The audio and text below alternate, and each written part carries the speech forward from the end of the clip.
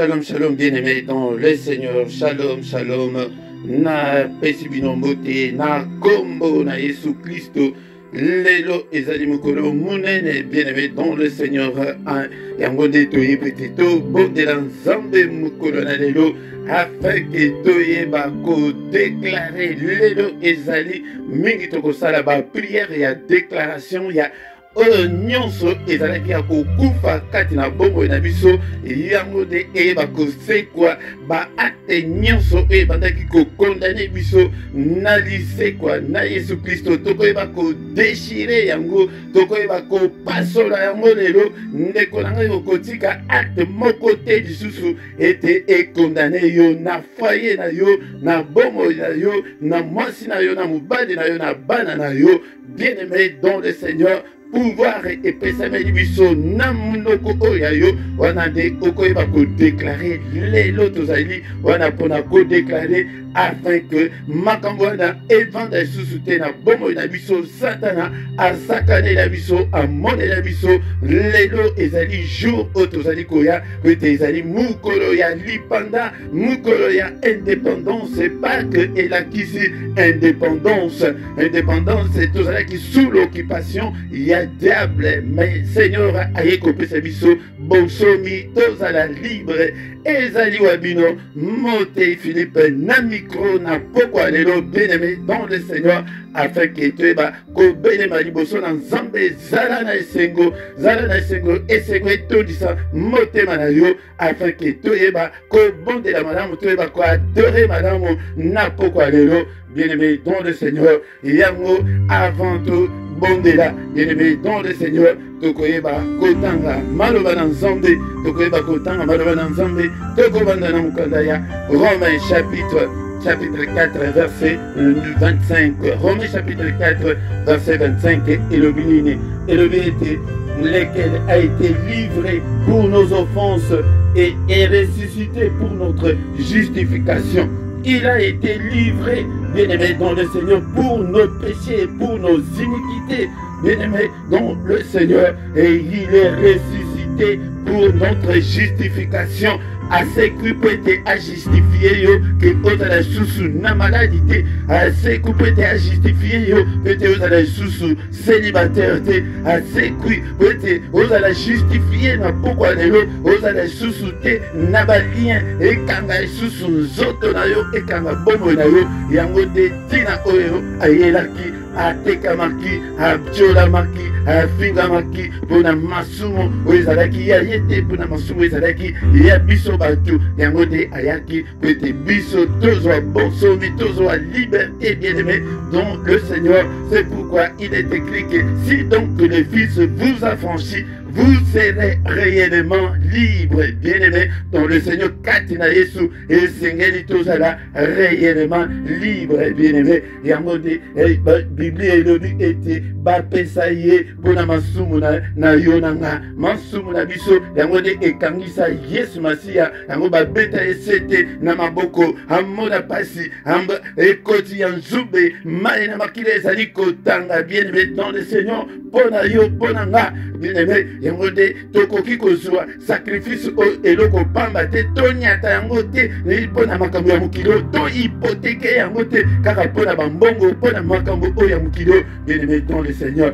Bateka ye babeta ye fimbu amona pasi mingi pona yo pona ngai ndeko na ngai kanisa yango ata jour moko ete nakoki kosala mabe te kaka pona pasi wana oyo Christ amonaki pona ngai, bien-aimé dans le Seigneur. Yango nde tozali awa na pokwa lelo ete toyekola makambo oyo tolobaki ete tozali koya awa pona kobondela libondeli ya mabota, me toyekola toyebake totya Yesu akota kati na libota na yo ko Christ avanda kati na motema na yo, bien-aimé dans le Seigneur. Soki Christ avandi kati na motema na yo ya ndeko na nga yango nde tokoyeba komona changement ekokota kati na bomoi na biso. Amona pasi mpona nga, amona pasi mpona yo ndeko na nga. Bateka ye babeta efimbu anyokoma akufa mpona yo, bien-aimé dans le Seigneur. Mais akufa yango nde ezali base ya doctrine chrétienne, ezali la saine doctrine ya biso ba chrétien 17 que non seulement akufa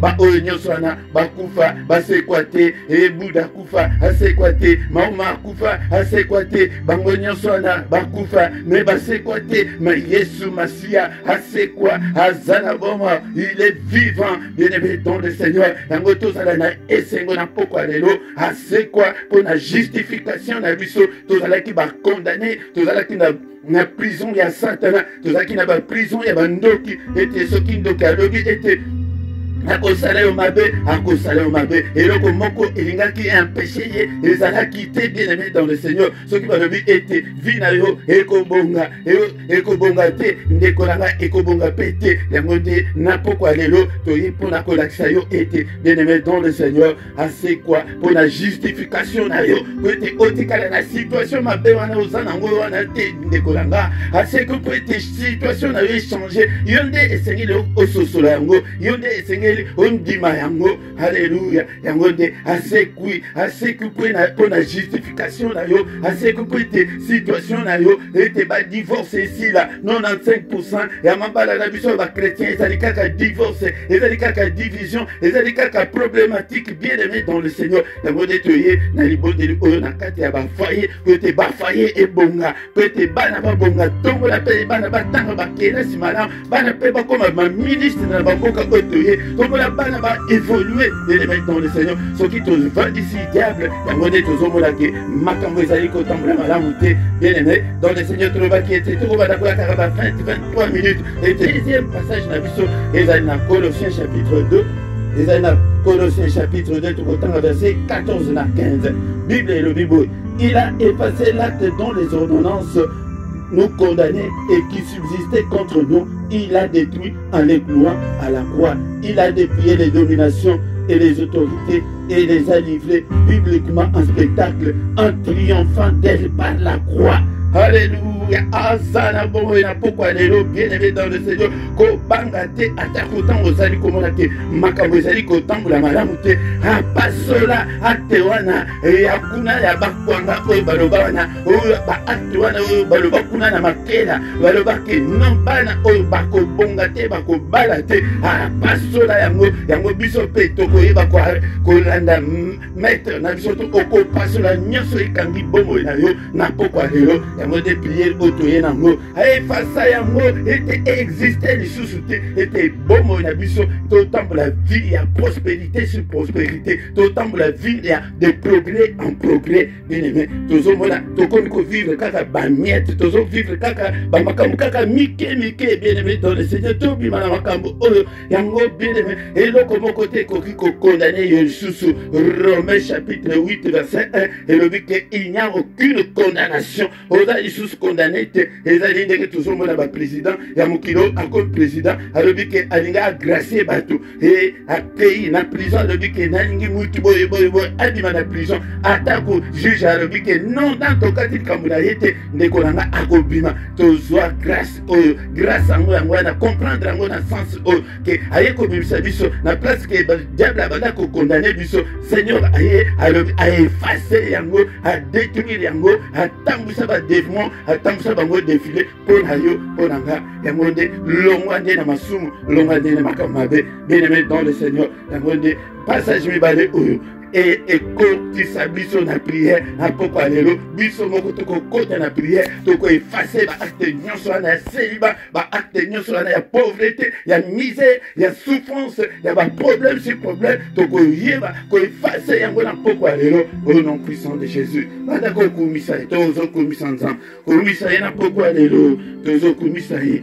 na pokwa lelo Azamo Santo, merci Seigneur, kumisa ye na pokwa lelo Azamo Santo, Zambe munene oyakufa pona biso asekwa pona justification ya yo na ngai tozokumisa ye ndeko na ngai moko te ya mokili oyo nasala démarche wana pona kosenga ipatata ete atindele biso sauveur alleluya ezalaki na bolingo na ye yango tozokumisa ye ke bolingo na nzambe eleki ye moko moto ayaki po ete akufela biso biso abimisa biso na prison ya satana na prison ya kanza ete tobima na prison ya seliba tozokumisa ye na pokwa lelo azali nzambe haleluya sanjola ye ndeko na nga kotambola lisusu na culpabilité te haleluya komimona te ke ozali rate komimona te ke ozali pamba seigneur asali asopa makila na ye mpona yo pete nabika kumisa tozokumisa mpona œuvre ya croix haleluya haleluya akufa kaka te mais asekwa mpona justification na biso haleluya tozokumisa ye pokwa lelo tozokumisa ye tozali koeleve ye na pokwa lelo mosantu na lola. Merci Seigneur, merci pour un sacrifice à quoi. Merci Seigneur notre Dieu. Alléluia. To senga yangote. Biso te batuto lukayo. Meyo de buto yako luka biso. Umama na yo. Sanjula mana yo. Mukolo alelo. Mukolo monene. Mukolo esengo. Alléluia. Mukolo ya indépendance na biso. Alléluia. Nikolo ya monde ya ténèbres. Alléluia. Ndekonanga. Okoko zala sus na baliente na chaîne te. Alléluia. Alléluia. Mukolo indépendance. Mukolo indépendance. Mukolo ya quittement. Alléluia, il est venu nous gracier. Alléluia, il nous a gracié. Alléluia, peut-être vous allez sous la prison. Les connaissances à la ligne dans la prison. Vous allez sous la prison et à Satanate. Masumo de mutezozong isaye sous la prison. Na motozo komisaye, tozo sanjolaye, azali nzambe. Alléluia, merci Seigneur. On a œuvré à quoi? Merci pour la makina na yeso panaki. Alléluia, ceux qui makina na yeso panate. Na ringa na zana na bomote. Pourquoi lelo? La prière du soir, la prière puissante du soir, c'est la prière à ne pas négliger. Prière yaboye, répéter l'histoire pas moninga, et moninga yaka, Seigneur a restauré ma beauté zali à Kobeba, alléluia, ma beauté va divorcer l'équipe, alléluia, va division l'équipe, alléluia, tozo komisari, tombola Yesu, na foyer na yo, tombola Yesu na bana, tombola Yesu na pokwa lelo mukolo munene, mukolo oyo, to yepete, to pasola ba acte c'est ko condamner biso, aye ko pesa biso pouvoir, yango kanda o satana zalaka nango, alebike ba petit o ba ko pesa bango pouvoir ko le kanga indengeni, yango zalaka na kanda makasi na biso, alléluia tozo komisa ye, merci Père, merci biso te ba tuto luka yango, yo moko na bolingo na yo,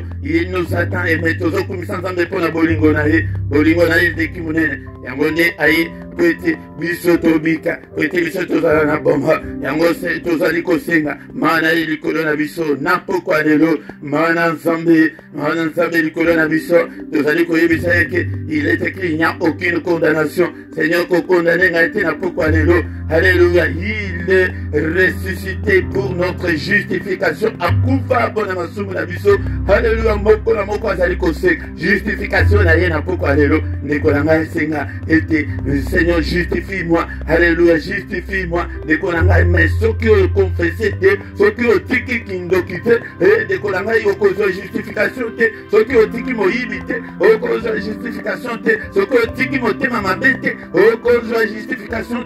Alléluia, tous confesser. Alléluia, si nous confessons nos péchés. Alléluia, confesser, yango, tika, yango. Alléluia, renoncement. Il y a œuvre morte, yanzo. Ce qui est tiki kandate. Alléluia, cause à la justifier. Ça c'est la loi de Dieu. Alléluia. La loi de Dieu. Et le bien est tout confessé pétotika. Alléluia. Ce qui est nous mate. Alléluia. Au cause de la justification. Justification ils allaient pour la baille. Ils allaient pour la baille. Ils allaient au cause de la justification. Mais confessez mon thème. Le roi que Seigneur bandanelo. Natik mon thème. Alléluia. Lélo bandanelo. Natik mon thème. Justification. Alléluia. Il est écrit qu'il a été offert pour nos péchés, pour nos offenses, et ressuscité pour notre justification. Alléluia, papa. Zoayango, papa, ba faiblesse nanga. Deko nanga banda kotika ba faiblesse na yo, na maboko na nza, motu na mukilo.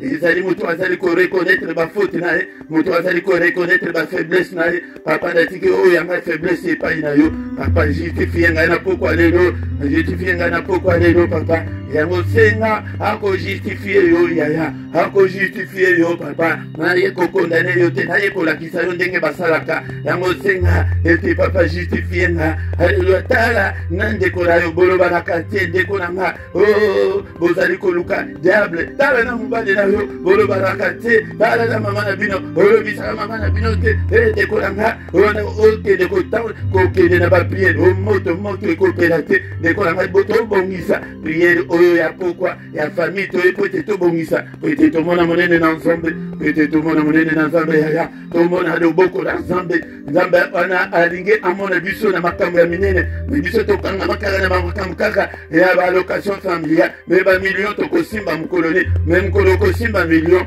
wana osisa famille mobima ndeko na ngai tozali kobondela na pokwa lelo kosengama na nzambe sengama na nzambe likolo na yo Alléluia, bien-aimé, tozosenga sasa hivi la justification ndeko na nga papa justifie-moi ce soir. Alléluia, maloba na yo mutelobi Romains chapitre 4 verset 25 ete okufa pona masumu na nga osekwa pona justification na nga justifie bana na nga e justifie bana. Alléluia, ndeko na nga bondela pe pona mwasi na yo papa justifie mwasi na nga ndeko bondela pona mobali na yo ete papa justifie mobali na nga justifie pe bamambre ya famille na nga. Alléluia, nzambo ayaki po ete ajustifie biso ete tozala lisusu na prison ya kanisa te tozala lisusu na prison ya kanisa te. Alléluia, aye kojustifie biso aye kogracie biso. Alléluia, grâce na yo surabonde na bomoi na ngai na pokwa lelo grâce na yo. La Bible nous dit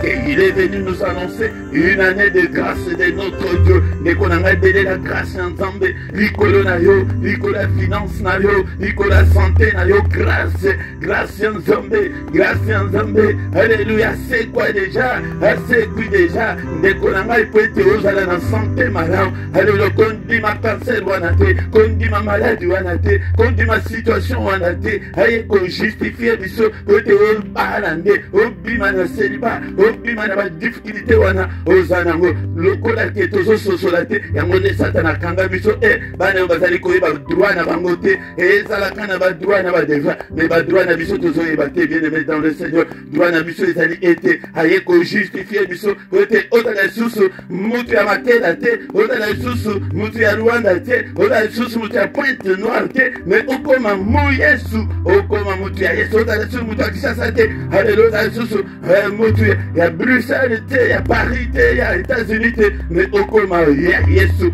Alléluia, ye kojustifie biso ndeko na ngai tozwa justification. Alléluia, belela yango sembola yango bien aimé dans le Seigneur. Alléluia, belela yango na pourquoi lelo na mukanda bien-aimé dans le Seigneur. Tokotanga yango bien-aimé dans le Seigneur. Alléluia, ete pouvoir ya kufa na bomo ezali na lolemo na yoana bien-aimé dans le Seigneur. Yango de kokoloba loba yango na pourquoi lelo loba yango na pourquoi lelo. Alléluia, bien-aimé dans le Seigneur. Alléluia, na pourquoi lelo na monoko na yo bandako tatula bandako tatula. Alléluia, papa justifie-moi loba yango na pourquoi lelo na bapasi oyo ozali komona papa osekwa po ete ngai nazala justifie. Alléluia, po ete nabima na badifficulté oyo nabima na balie nyonso ya famille. Alléluia papa, alléluia, po ete nabima na balie ya famille Alléluia, bien-aimé dans le Seigneur, bien-aimé dans le Seigneur. Alléluia, bien-aimé dans le Seigneur, po ete tobima na balie ya famille Alléluia, senga justification na pourquoi lelo ete nazala libre. La parole de Dieu nous dit que si donc le Fils vous affranchit, vous serez réellement libre. Seigneur, je vais être réellement libre ce soir. Je vais être réellement libre au nom puissant de Jésus. Au nom puissant de Jésus, je vais être réellement libre. Je vais être réellement libre au nom puissant de Jésus. Au nom puissant de Jésus. Alléluia. Au nom puissant de Jésus. Alléluia. Je vais être réellement libre. Seigneur, alléluia. Bien-aimé dans le Seigneur. Qu'il a effacé l'acte dont les ordonnances nous condamnaient. Alléluia. Est-ce que kokota te na prière ya molimo na pokwa lelo ete na bandiko effacer na makila na Yesu oyeso pana ki Yesu azana bomba ndeko na ngai kota na prière oyo na kati na yo moko. Alléluia, banda ko effacer acte nyonso wana tozozwa makila ya Yesu esopanaki mpona ko justifier biso yango tobandi ko effacer acte nyonso ezali ko condamner yo. Alléluia, na célibat na ba problème na maladie banda ko effacer yango na pokwa lelo acte nini ezali ko condamner yo ndeko na ngai yo nde moto oyebi problème na yo ndeko na ngai banda ko effacer acte wana soki maladie soki ni acte ya kufa tozali ko effacer yango acte oyo baloba ya maloba nyonso baloba na kati na famille na bino na kati na tribu na bino ete bino bato ya tribu wana moko te akosimba bamilio moko te akotanga. Alleluya, tozali ko effacer yango ete elanda biso te elanda susu bana te bana na biso batanga bana na biso bakende mosika na biso moko baacte nyonso oyo ezali kokondane biso effacer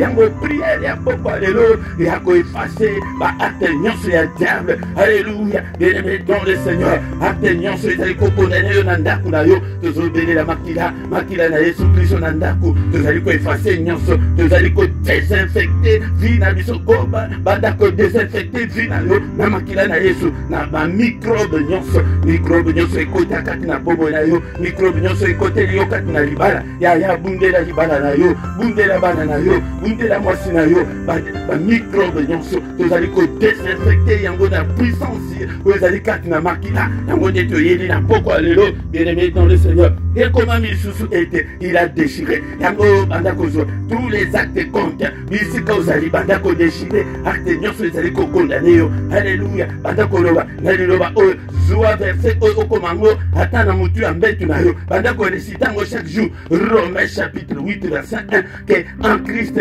il n'y a aucune condamnation. Alléluia, il n'y a aucune condamnation pour ceux qui sont en Christ. Bien-aimés dans le Seigneur, alléluia, na pourquoi alléluia, condamnation mon côté naza célibataire te banda ko déclarer yango naza pauvreté naza malheureux te naza maladie au nom de Jésus-Christ. Alléluia, banda ko décider ba acte nyonso na condamnation. Alléluia, o nyonso ezali ko condamner. Pourquoi alléluia tozali ko décider yango tozali ko décider yango au nom puissant de Jésus. Alléluia, bien-aimé dans le Seigneur, alléluia, il a effacé l'acte dont les ordonnances nous condamnaient qui subsistaient contre nous.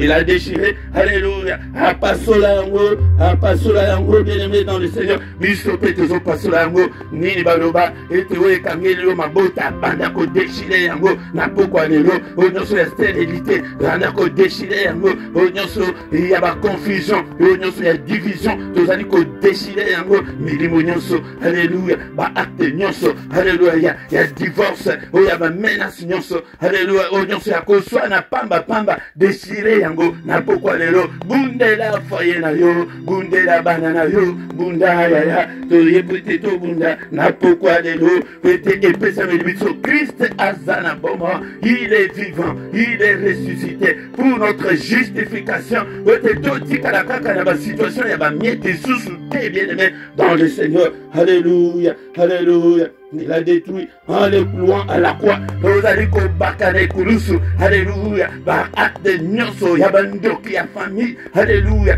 O nyonso ba bandoki ya famille baloba. Alléluia, bien-aimé. Ezala ba démon to kokuta na bamboka o. Ezala ba démon na mboka biso to uta. Tozali ko clouer yango na ne kurusu la Yesu Masia. Alléluia. Nyonso ba femme de nuit. O nyonso ba insomnie de konanga yonde muto yebi. Ni yango itungisaka yo. Alléluia. Tu dois les clouer à la croix de Jésus ce soir. Alléluia. Yango tozaba longi. Nous sommes même plus que vainqueurs. Nous sommes plus que vainqueurs, bien-aimés dans le Seigneur. Bandakota tu l'as été. Nazamolong. Bandakota tu l'as. Au nom de Jésus, je ne mourrai pas. Au nom de Jésus, je vivrai. Au nom de Jésus, je raconterai les œuvres de l'Éternel. Au nom de Jésus, mes enfants ne mourront pas. Au nom de Jésus, mes enfants vivront. Au nom de Jésus, mes enfants raconteront les œuvres de l'Éternel. Bandako déclarer à l'existence.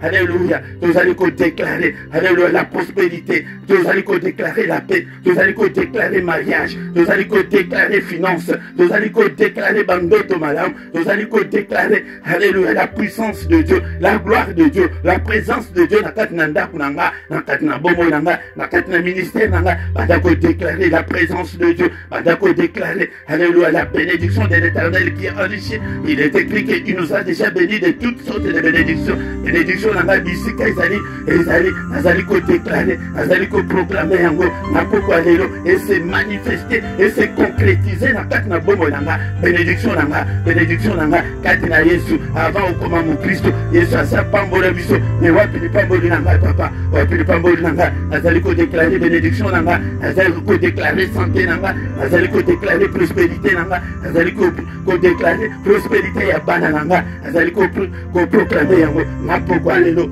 Alléluia, bien-aimé dans le Seigneur.